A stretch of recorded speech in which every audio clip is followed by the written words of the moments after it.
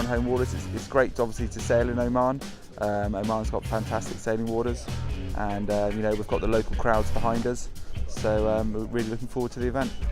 Everyone wants to finish on the podium. Obviously, there's 10 boats and there's only 3 podium spots, so it's going to be very, very tight.